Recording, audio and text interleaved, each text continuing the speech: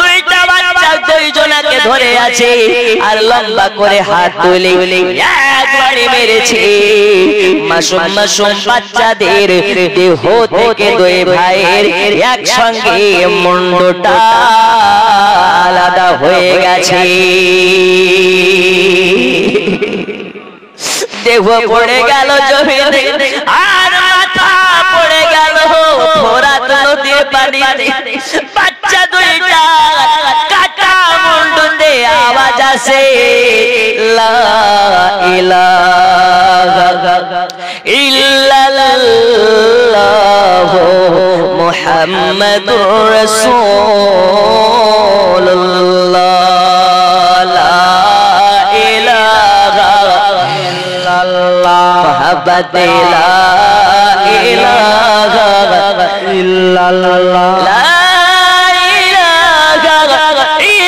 ইল্লাল্লাহ মুহাম্মাদুর রাসূলুল্লাহ। বাচ্চা দুটোর মুন্ডু পানিতে পড়ে গেছে, কাটা মুন্ডুতে কথা বলে ও ভাই আমরা আমাদের গলা কেটে ফেলা হয়েছে তবু আমরা নিজেদেরকে ছাড়বো না আর এই নদী থেকে অন্য কোথাও যাব না, কারণ আমাদের চাচু জান হুসাইন এই কুফা নগরে আসবে আর আসার পরে আমাদের দুইজনের ভাইয়ের লাশ দেখে হুসাইন অবগত হয়ে যাবে আর অবগত এটাই হবে কুফা দেশের মানুষ হুসাইনকে মিথ্যা প্রলোভন দেখিয়ে ডেকেছে। এই তাহলে আল্লাহর ওলিদেরকে যারা মুর্দা বলে, নবীগণকে যারা মুর্দা বলে, শহীদকে যারা মুর্দা বলে ওরা কানার দল নয়। কাটা মুন্ডুতে আওয়াজ দিতেছে, জোরে বলুন সুবহানাল্লাহ। জবা হয়ে গেছে, শহীদ হয়ে গেছে, তবু দুই ভাইকে ছুটানো যাচ্ছে না, এত টাইট ভাবে দুইজন না দুইজনকে ধরে আছে।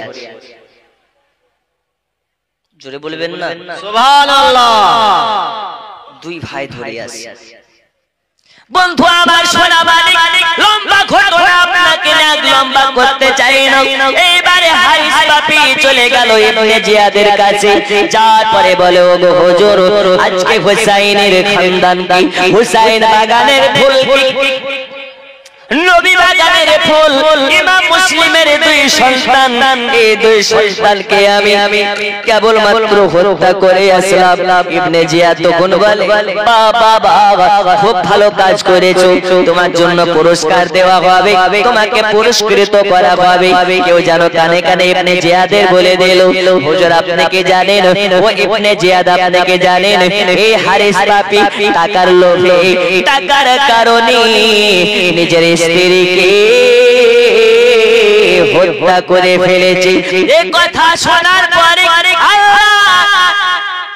যারা ইসলামের জন্য আপনার কেনা মুখে আওয়াজ তোলে, ইসলামের যারা ক্ষতি করে, যারা ক্ষতি করে আল্লাহ তাকে তার ক্ষতি করে দেয়, এটা আপনার কেনা বারহাত সত্য কথা, সত্য কথা। হারিসের কথা যখন ইবনে জিয়াদ শুনে নিল, এই বাচ্চা দুটোকে মারলে হারিস টাকা পাবে, এই লোভে নিজের স্ত্রীকে পর্যন্ত হত্যা করে ফেলেছে। এই কথা যখন হারিস জানতে পারল, আপনার কেনা ইবনে জিয়াদ জানতে পারলো, তখন সবাই আপনার কেনা দুইজন প্রহরীকে ডাকলো। প্রহরীকে ডেকে বলে প্রহরী এই হারিস পাপীকে ধরো আর হাত পাকে বেঁধে দিয়ে ফোরাত নদীর তীরে নিয়ে চলে যাও। যে জায়গাতে ইমাম মুসলিমের দুই সন্তানকে হত্যা করেছে ওই জায়গাতে নিয়ে যাবে, আর নিয়ে যাওয়ার পরে ওই জায়গাতে হারিস পাপীকে হত্যা করবে। লোভে পাপ, পাপে মৃত্যু, লোভে পাপ, পাপে মৃত্যু। হারিসকে দেখে আমাদেরকে বোঝা উচিত টাকার লোভে হুসাইন বাগানের দুই রত্ন ফুলকে হত্যা করলো, ঠিক ওই জায়গাতে আল্লাহ তার হত্যা করিয়েছে। ইবনে জিয়াদ হুকুম করে দিল যাবে বাচ্চা দুটোর মুন্ডু লাশকে দেহকে একাকৃত করে মাটি দিয়ে দেবে। জোরে বলুন। বন্ধু আমার সোনা মালিক এইবারে আবার ফুরাত নদীর কাছে যায়, হারিসকে জবা করে ফেলে, কচু কচু করে ফেলে, কেটে ফেলে, আর ওই বাচ্চা দুটোকে এক জায়গাতে তুলে আপনার কিনা দুইখানা কবর বানানো হয়, দুই কবরে দুই বাচ্চাকে দাফন করে দেবে। হাদিস শরীফের মধ্যে বলা হচ্ছে বাবা আবার সোনা মানিকেরা বাচ্চা দুইজনকে এমন ভাবে ধরে আছে আলাদা করা যাচ্ছে না। সুবহানাল্লাহ। কাটামন্ড থেকে আওয়াজ চলে আসে, আমাদেরকে আলাদা করিস না রে, করিস না, করিস না।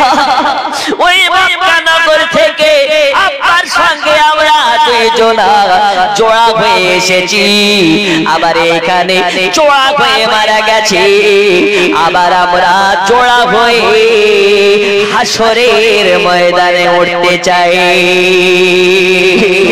এ কথা শুনে ইমাম মুসলিমের দুই সন্তানকে এক কবরে দুইজনকে দাফন করে দেওয়া হয়। জোরে বলুন সুবহানাল্লাহ। এইখান থেকে আমাদেরকে জানতে হবে, বুঝতে হবে, যারা আল্লাহর নেককার বান্দা হয়, যারা আল্লাহর আনুগত্য পোষণকারী হয়, এরা মুর্দা নয়, এরা দুনিয়া থেকে শুধুমাত্র আমাদের চর্ম চোখ থেকে দেহখানা ত্যাগ করে ফেলে, আর আমাদের চর্ম চোখ থেকে তিনারা গায়েব হয়ে যান, আমাদের চর্ম চোখ থেকে আপনার কিনা আড়াল হয়ে যান, কিন্তু তারা জিন্দা জিন্দা জিন্দা জিন্দা জিন্দা, তারা পুনরজাতে জিন্দা আছে। এটাই আমাদের আকীদা। আপনার আমার নবী হায়াতুন নবী রওজা পাকে জিন্দা আছে। প্রয়োজন হলে আপনাদের বিদ্যানন্দপুর গ্রামে আপনার আমার নবী হাজির হতে পারে। সুবহানাল্লাহ। এই পারে না, পারে না, পারে। এটা কাদের আকীদা? আমাদের আকীদা। আর যারা 72 এর মালরা হলে দুই পারে না, রে মরি গেছে। 72 কারা? একের কারা? 2 মিনিট বলি। 72 কারা? একের কারা? নবীকে নূর মানে যারা, এরা হচ্ছে একের। জোরে বলুন সুবহানাল্লাহ। একের যারা নবীকে গায়েবের সংবাদদাতা মানে তারা, এই একের যারা নবী দিবস মাস আসলে ঘর সাজায়, বাড়ি সাজায়, মসজিদ সাজায়, মাদ্রাসা সাজায়, এলাকাকে সাজায়, পাড়ায় পাড়ায় জশ্নে ঈদে মিলাদুন নবী করি, আর পাড়ায় পাড়ায় খাই আমরা খিচুড়ি আর বিরিয়ানি। আর 72 এর যারা, এদের গায়ে উঠে চুলকানি। উঠে না? উঠে না? উঠে। উঠে না? উঠে না? তা আমরা করব কি? তোর চুলকানি হয়েছে, তুই যত পারবি চুলকা, প্রয়োজন হলে অবনী ঘোষের মলম লাগা। আমাদের কি কোনো লেনা দেনা আছে? না। একটু জোরে বলুন আছে না। এখন সোশ্যাল মিডিয়া যুগ, আপনারা দেখেছেন ইন্টারনেটে, এবং আজকেও আমি দেখলাম এই চাচল থেকে আসার সময় গতকালকে ওই 3 মাথার চৌরঙ্গে আপনার 3 মোহনীতে বড় করে একটা পোস্টার বানানো আছে, সেইখানে একটা মৌলবি আছে, মৌলবির ছবি লাগানো আছে, ওর নাম হচ্ছে ইয়াসিন। কি নাম? ওকে ইয়াসিন নামে কেউ চিনুক বা না চিনুক, ওকে ডাবচোর আর ফেতরাখোর বললে সবাই চেনে। চেনে না? চেনে না? চেনে। দেখবেন একদম জল হস্তির মতন মোটা। এই চেয়ারটা আমরা তো 3 জন আটবে আমার মতন বডি, কিন্তু ওই একাই নিয়ে নেয়। জি ওমা খালা একটু বসেন, আওয়াজ করিয়েন না। এই শওকাতের বেটা ইয়াসিন ই বলতেছে নবী দিবস যারা করে, কুত্তার পায়খানা খাওয়ার থেকে নবী দিবসের বিরিয়ানি খাওয়া না খারাপ কাজ। বলুন নাউজুবিল্লাহ। নাউজুবিল্লাহ। জোরে বলবেন না নাউজুবিল্লাহ। নাউজুবিল্লাহ। এই আকীদা যারা লালন করে, এরা কোন পর্যায়ের মুসলমান?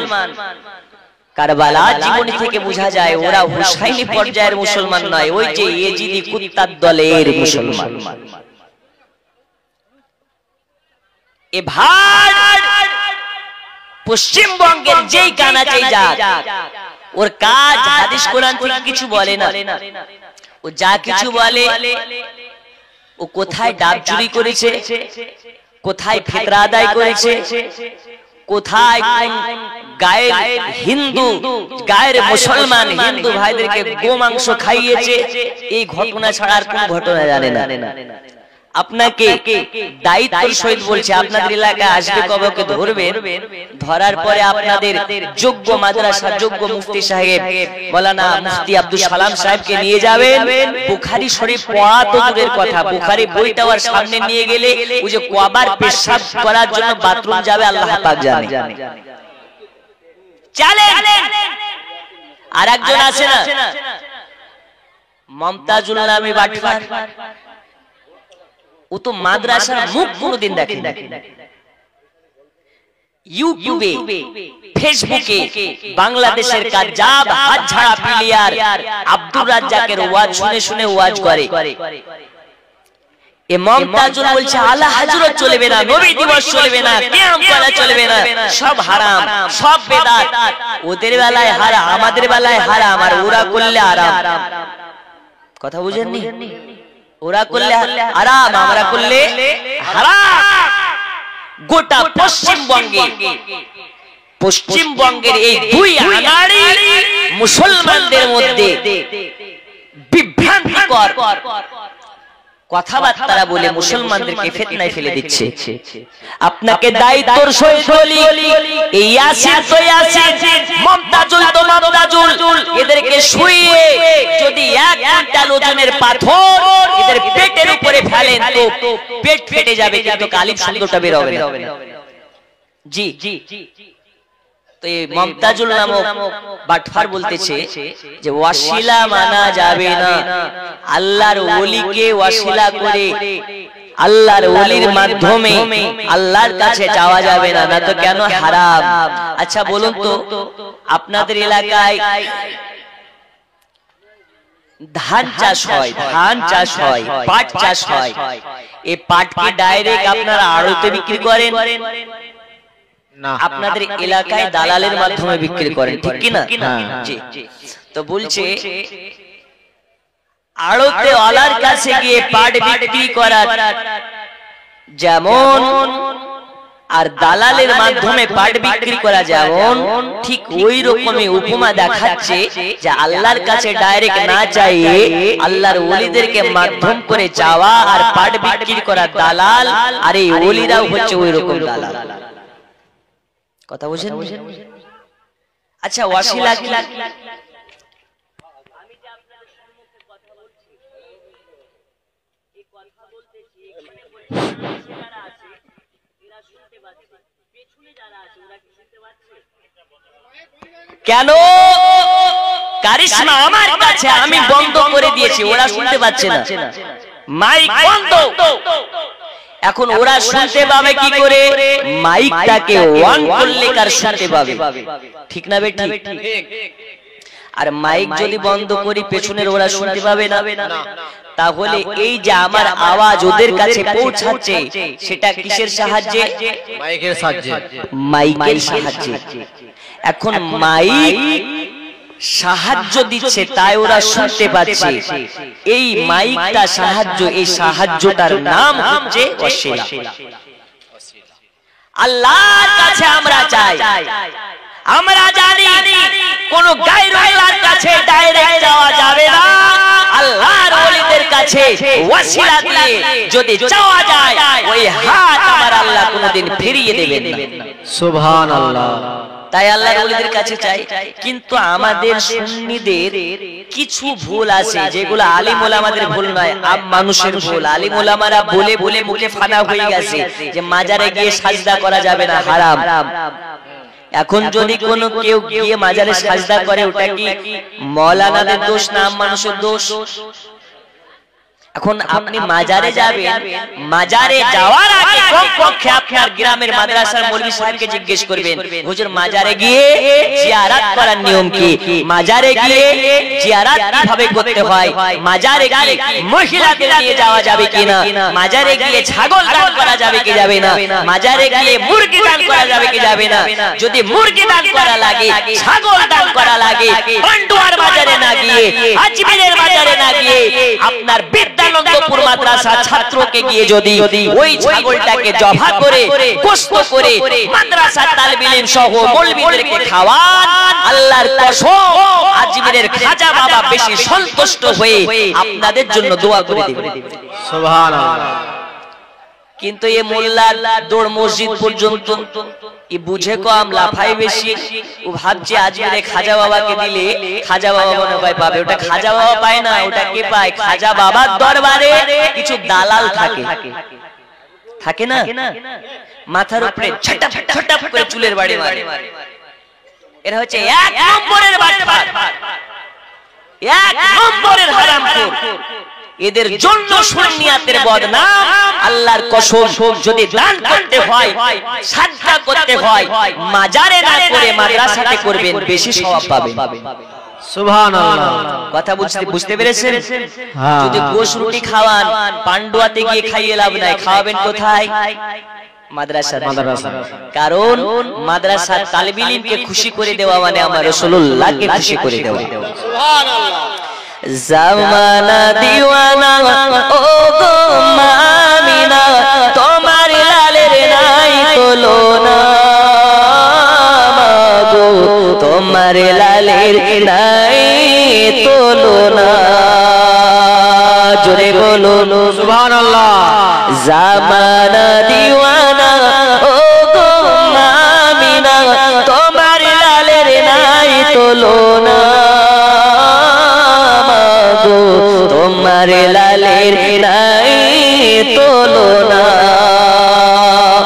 মোদের নবীর জন্ম হলো যেদিন মক্কায়, শুকনো গাছে ফুল ফুটিল মরু সাগরায়, মোদের নবীর জন্ম হলো যেদিন মক্কায়, শুকনো গাছে ফুল ফুটিল মরু সাগরায়, নবীর ইশারায় গাছে সে সালাম জানায়, নবীর ইশারায় গাছে সে সালাম জানায়, আসমানের ওই চাঁদ জাগার খেলো না, মাগো তোমার লালের নাই তুলনা, জামানা দিওয়ানা ও গো মামিনা, তোমার লালের নাই তুলনা, মাগো তোমার লালের নাই তুলনা, জোরে বলুন সুবহানাল্লাহ। শিশু নবী শুয়ে শুয়ে আকাশে তাকায়, জান্নাতের ভরে গেলে মান সালাম জানা, শিশু নবী শুয়ে শুয়ে আকাশে তাকায়, জান্নাতের ভরে গেলে মান সালাম জানায়, আদব সহকারে নূর নবীকে ঘিরে, আদব সহকারে নূর নবীকে ঘিরে, নূরের দোলানাতে দোলায়, মাগো তোমার লালের নাই তুলনা, জামানা দিওয়ানা ও গো মামিনা, তোমার লালের নাই তুলনা, মাগো তোমার লালের নাই তুলনা।